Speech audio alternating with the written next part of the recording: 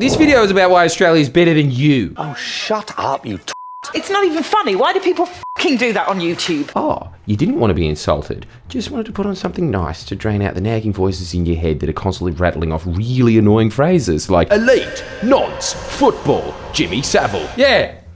You collectively, UK. This video is why Australia is better than you. You're such a shit poor, small coal island that really functions as nothing more than a giant aircraft carrier for multinational banks and drill rappers, as opposed to Australia, a beautiful, big, warm island that has double the economic sectors of the UK. Property speculation and mining, thank you very much. Worst of all, your famous children's entertainer pedo is way worse than ours. No way Jimmy Savile could have ever had the dexterity and coordination to do this.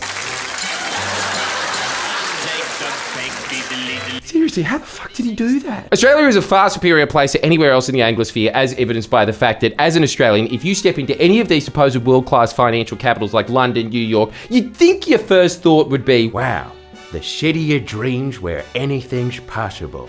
It's all happening here. But in reality, it's... am I smelling human shit or dog shit? And that's for a reason. You'll never guess what I'm going to say it is. It's because they didn't have the Australian Labor Party. Fuck yeah, Labor ascendancy, baby. You thought I was a shill before. They just won a record 94 seats in Parliament. I've just been given permission to go off the reservation. This is going to be the Ozpol YouTube content creator equivalent of when Howard won in the Senate in 2004 and basically decided, we are reassessing my government's former opposition to child labour.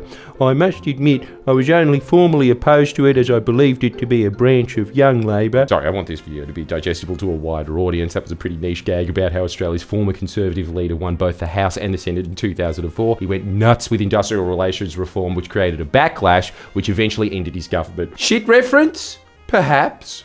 But again, a reason why Australia is a better place than the USA or the UK, because we still have the attention span to vote on elections with boring shit at the centre of it, like industrial relations, not just which politician can better verbally smack down their opponents. In fact, success in Australia appears to negatively correlate with that factor. We fall for scare campaigns about fake taxes, thank you very much, not scare campaigns about eating dogs and leaders not liking people who don't eat pork. Anyway, should probably get on to what this video is about. The man behind breakfast.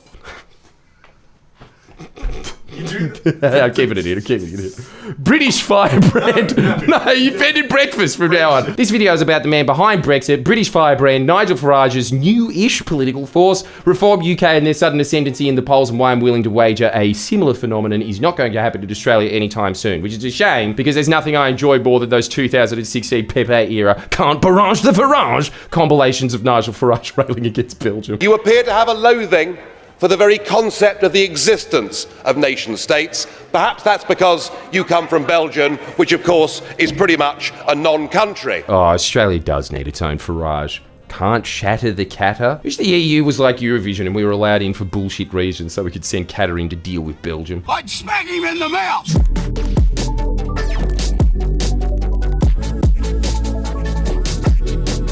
Holy hell. Isn't it funny that our version of Nigel Farage is Bob Katter? Doesn't that just say so much about our two nations? I'm sure if you're British or just annoying, you've heard of Nigel Farage's party Reform UK and its surge in the polls, beating both the Labor Party and Conservative Party on primary votes, something fairly unprecedented in modern UK history. But how is Reform UK, once derided as a fringe populist party, now taking such a commanding position in the polls that they are looking like a future UK government? Well, it's not just because of the sheer charisma of Nigel Farage, although that is a tempting explanation and probably 90% of it. This is a man who got hit by a car and then ended up marrying the nurse who tended to his injuries. Classic pickup tactic.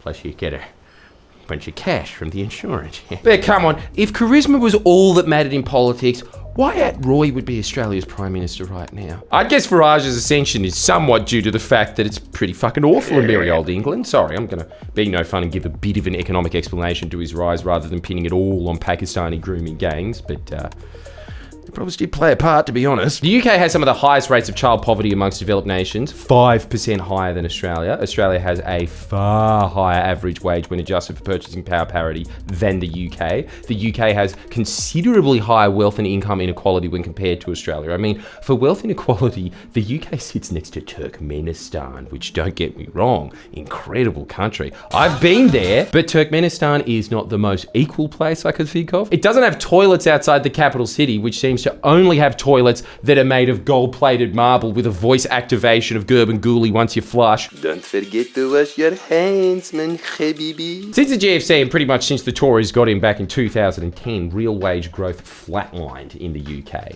To be fair, real wage growth was awful for a decade under the coalition government in Australia as well. But we have Bondi Beach to make up for that. What does the UK have? Brighton? Even our Brighton's better. And our Brighton sucks. It's like visiting the Caterpillar in Alice in Wonderland, except these caterpillars have way more jet skis and way less eyebrow hairs. So the UK's pretty shit. Of course, that's going to make people growing up there want to burn it all down. Of course, you're going to think, as soon as I turn 18, I'm voting for the Skibbity Sigma fellow I am. Sigma Spider climbed up the Skibbity spout. Especially with the main opposition to the Tories is the modern UK Labour Party. Yes, that's right. I'm only a Labour shill. Not to be mistaken for a Labour shill. Fuck the UK Labour Party, mainly because they came after Australia. Now, I am not one of those people that claims that there's no difference between Labour and the Conservatives, but conversely, I'm not someone who will claim that there's no difference between Labour and Labour. There is a significant difference. Australia's Labour, the ALP, way stronger because unlike UK Labour, Australia never had the child chimney sweep unions, and so ALP's base looks like this compared to this. Ooh, cancelled. So when the 1980s rolled around and it was big hair, spandex, shoulder pads and union busting was all in fashion, of course the Aussies were going to fare better. In the 1980s, when the USA got Reagan and the UK got Thatcher, Australia got Labor Prime Minister Bob Hawke. And that's huge, because the 1980s was when the entire global economic order was being restructured, and while we had Bob Hawke, a former head of the Australian Council of Trade Unions, doing something that in retrospect was completely unique, which was organising a consultative collaboration between the unions and business to navigate us into the new world, the UK and the USA had their Tories in, who saw it as an excuse to completely decimate unions. So, when Australia was getting social democratic reforms to smooth our transition to a service-based economy that would ultimately be backstopped by a giant mining sector, the UK was basically becoming completely deindustrialised. Mines were being shut down, strikes were being broken, interest rates were raised to ridiculously high levels, the pound became too strong for exports to be viable as the UK transitioned from having a normal economy to basically becoming a home for global finance at the expense of all other economic sectors. And that's kind of when a lot of the living standards in Australia compared to the rest of the Anglosphere diverged. But it's also probably worth mentioning that the whole fading British Empire and uber elite class that exists in the UK, the very reason capital parks itself in the UK to begin with, Australia is nothing more than a middle power, or really the sub-imperial enforcer of the USA and Oceania. We never had a huge empire. We are not at the crossroads of global finance. Australia was a country founded from the ashes of a British penal colony with union representation in politics from the very beginning. There is a lot more latitude for social democracy in these circumstances without so much of an indentured old world elite. As long as we don't fuck with the minds too much. That being said, Australia has had wannabe Thatcher leaders since the 1980s, yet no matter how hard they've tried, they have never managed to hollow out working conditions in Australia to the extent that their donors want, like they have in the US and UK, precisely because of how our organised labour was set up since inception. See this video here. My whole point of saying all of this is, once certain reforms were cemented in the 80s, they have been almost impossible to outright get rid of. This is all a long way of saying, I am so glad we had Howard after Hawke and Keating. They set us up on the right path in the 80s, and that sequence matters a lot. That set up our country's economic destiny and hamstrung Howard, thankfully. Unlike the US and UK, who were instead hamstrung by Reagan and Thatcher. The US and UK, having been set up in that order, have made them far crueler and weaker countries. In the UK today, you can compound that with another decade and a half of Tory rule and austerity, grinding the nation state that was already pulp, now into a fine dust. So if I was the opposition, I would not want to inherit that country. Their new PM, Keir Starmer, has been handed a way harder job than Anthony Albanese. That's just a fact. My personal opinion on top of that is, he's been handed an impossible job. But like I said, I'm a Labour shill, not a Labour shill. Starmer isn't helped by the fact that he's aesthetically a rudderless lawyer who won the Labour leadership by pretending to be economically aligned with former Labour leader Jeremy Corbyn, then subsequently went all in on the Great Awakening before doing a hard pivot when it looked like the political winds had shifted. And I think, honestly, this explains half the reason he's detested. The other half is, his voice is annoying, not charmingly annoying like Albo's is. He's bumbling, indecisive. Actually, then again, isn't that an iconic personality trait in England? Peep Show, Wallace and Gromit. Isn't Hugh Grant considered one of the most charming human beings to have ever existed, basically because his entire shtick is going, Well, look, I'm doing a shit impression of him. Even I'm charmed. Hey, come on. 14 years of the Tory clown show and you can't even deal with one Labour technocrat for a year. I'm sorry that he didn't bring back the glory days of the British Empire in a year. He's not going to be able to do it in 14 for that matter. But 14 years of Conservative rule. That's something Australia hasn't suffered since our Conservative Party wasn't even Conservative and led by a guy who I'm pretty sure Austin Powers was based on. And Starmer's image isn't helped by being perceived as a backstabber when he went so far as to kick Corbyn out of the party. Especially when you compare Starmer's approach to Albanese's, who had been a friend of Jeremy Corbyn and never snaked him, or even snaked the former Australian Labor leader when he took over from Bill Shorten. Bill got to retire in style. Also, Albo didn't needlessly shoot himself in the foot by pledging to keep some of the electorally poisonous policies of Shorten, and never went so far as to speak with the moral clarity that Corbyn speaks with on certain issues,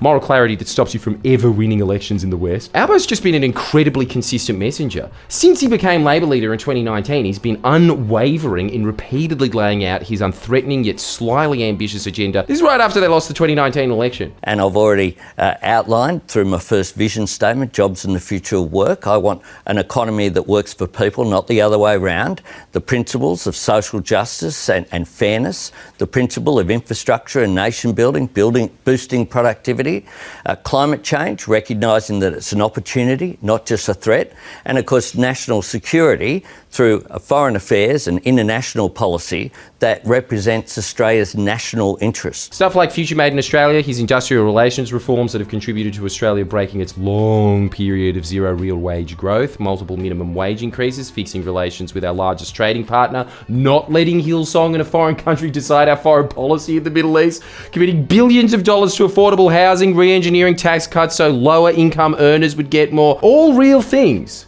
that are happening right now, not pie-in-the-sky bullshit. At the same time, Albo demonstrated far more principles and better political instincts than Starmer by basically refusing to stake any positions on most culture wars that the elites would prefer elections were ran on. And because of this, he never had to embarrassingly flip-flop to appease whatever the media decided was the dominant opinion of the day. I mean, the only transition Albanese cares about is Australia's transition to renewables, which is happening faster than ever before. Like you got the best bottom surgeon with the fastest hands in the world. Australia is going to have an amazing, perfectly crafted pussy in no time. And by pussy, I mean renewable electric grid. What I'm saying is bread and butter issues are being addressed by Albo in a manner far more aggressive than much of what UK Labor is doing or really has the political capital or just capital to do under Starmer. Australian Labor increased the public service after years of outsourcing to multinational consultancy firms by the coalition. UK Labor is cutting its public spending and cutting the public service. To be fair, UK Labor are giving them pay rises though. When Australian Labor is increasing the pension and rental assistance, UK Labor is slashing welfare and rationing the winter fuel pension. Look, I'll be honest, I don't really know what that is. It just sounds like yet another reason that the UK sucks. What an Oliver Twist-ass welfare system that is. Please, sir, I want to rummage through your bin to get some rubbish to burn to keep me hands warm. More? You want more rubbish? And back when Australia faced its own migrant rape gang crisis, Australian Labor told it how it is. And now, on top of all of that, Starmer's latest Oliver twist seems to be with migration, directly attempting to counter some of the gains Farage's reform and its anti-migration platform has made recently. I told you this video was about Farage. After 14 years of Tory rule, migration got out of hand in the UK as despite their posturing, the Tories love immigration, as do most tough on migration parties, as migration provides a larger consumer base for their party's multinational donors and a never-ending flow of cheap labour. But when it gets out of hand as it did in the UK, obviously it makes sense to reduce it. It would also make sense to do so in Australia. It's a common sense position that should not be handed to the, for lack of a better word, right side of politics, because as we always see, they're the side that is incentivized to increase it. Bernie puts it best, actually. Open borders. Open borders. That's a Koch brothers proposal. The idea, of course, I mean, that's a right-wing proposal which says essentially there is no United States. But it would make a lot of global poor richer, wouldn't it? And it'd make everybody in America poor. Then you're doing away with the concept of a nation state. And I don't think there's any country in the world which believes in that. If you believe in a nation state, or in a country called the United States, or UK, or Denmark, or any other country, you have an obligation, in my view, to do everything we can to help poor people. What right-wing people in this country would love is an open border policy. Bring in all kinds of people who work for $2 or $3 an hour. That would be great for them. I don't believe in that. Taking that into account, Starmer's making a crazy about face. In 2020, he was saying shit like, we welcome migrants. We don't scapegoat them. Low wages, poor housing, poor public services are not the fault of migrants and people who've come here. They're political failure. Political failure. So we have to make the case for the benefits of migration, the benefits of free movement. And now he's saying, nations depend on rules. Fair rules. Now, in a diverse nation like ours, and I celebrate that, these rules become even more important. Without them, we risk becoming an island of strangers. And tweeting stuff like, I know you're angry about immigration. I get it. Mark my words, I will take back control of our borders. That means cutting migration, ending the use of asylum hotels and ramping up our efforts to stop small boat crossings. We will smash the people smuggling gangs at source. I think I either highlighted him being too tough or just made him cockney. Toffney Starmer, which in itself is fine. I think the moral outrage about his statement is ridiculous, but within the context of Starmer's past positions, this will appear to the public to be yet another disingenuous and expedient backflip, just like the Tories' position on migration. All rhetoric, no action. And I guess that's where the real moral outrage on the left and dissatisfaction on the right comes from, because migration policy in the UK has just functioned as a cultural argument on whether you think it's cool to be mean to Polish and Pakistanis. This compounded by the fact that I need to repeat, Keir Starmer has an awfully nasally tough voice, which I obviously can't land, but not a hilarious nasally tough voice like Farage has. You're a big chungus and a certified UKIPper 7 days a week. Dude, Cameo, that man will say anything. Who thinks anything what that man says about anything on policy is sincere after seeing that? But also, who doesn't love him more after seeing that? So, if your main concern is migration to the UK after 14 years of Tories letting it go unchecked and now a vacillating Starmer, why would you vote for the Majors when you could vote for classy Trump? Up the rah. Up the rah, Nigel. I mean, I know that you said sorry. I know you get 87 quid. It's entirely within your rights to do that. I tell you, if I was called up and polled right now, I'd probably say I'm voting reform just because of how much I enjoy his cameos. Now, Farage is once again dominating UK politics, and he's never even been in government. I mean, you have got to hand it to that man. Nigel has to be the most successful politician in world history. He hoisted the UK out of the EU, even though it was objectively a terrible idea. Got it done purely based on how funny he is, single-handedly. That was all Farage. Then, as an encore, rocks up, destroys the oldest political party on earth. 400 years of legacy and institutional power. No match for the force of nature that is Nigel. It's like if Donald Trump and Jeremy Clarkson were merged into a single man. How can anyone resist that charismatic supernova? Only problem is, the rest of Reform's political agenda is pretty dog shit. Any political party that has a crypto tag on their website probably shouldn't be taken seriously. Actually, maybe they should be. But we can still have a little giggle. We got to take Nigel seriously. The guy was making cash on Cameo a year or two ago. The same career as Shoe Nice. Shoe Nice. And now he's looking like he could be the future head of the British Empire. So what do Reform want? They propose a British Doge, because the US one was so great. Then the rest of their policies are just some variation on the same austerity line, cutting government spending, cutting taxes for the wealthy, skibbity Sigma Spider, etc. Maybe less migrants. Basically the same shit every traditional Conservative party ever does anywhere on earth, with the only addition being these new MAGA-esque movements have, which is, it's the Tories, only this time it's funny. He also wants to do to the NHS what our worst Prime Minister John Howard did to our NHS, Medicare, begin to privatise it by fomenting a two-tier system by giving out private health rebates. And on top of that, he wants to end the UK's investments in renewables. Sad. I mean, contrast that to Starmer's agenda and you'll realise Reform are only the better option if you vote entirely on wanting to see Farage on television more, which is a completely fair view to have. I respect that political opinion. But Starmer's government has increased the minimum wage. and passed a swath of very pro-worker industrial relations reforms, which include the right to claim unfair dismissal from day one of being employed, forcing employers to offer casual employee contracts based on the average amount they worked over a 12-week period, removing the waiting period and lower earnings limit for sick pay and more. They've also established Great British Energy. That is a giant investment fund for renewable energy. So UK Labour might not be as great as the Australian Labor Party, but again, I have to stress that that is a result of a historical legacy brought about by you, the voters. They've inherited an awful set of circumstances, and they sure are a hell of a lot better than the Conservatives. I hate to say it. I mean, I love to say it. I view the UK the same way Jimmy Savile viewed a girl when she was turning 15. Old, dying, with limited options, all of which are worse than Australia's. We have it better here.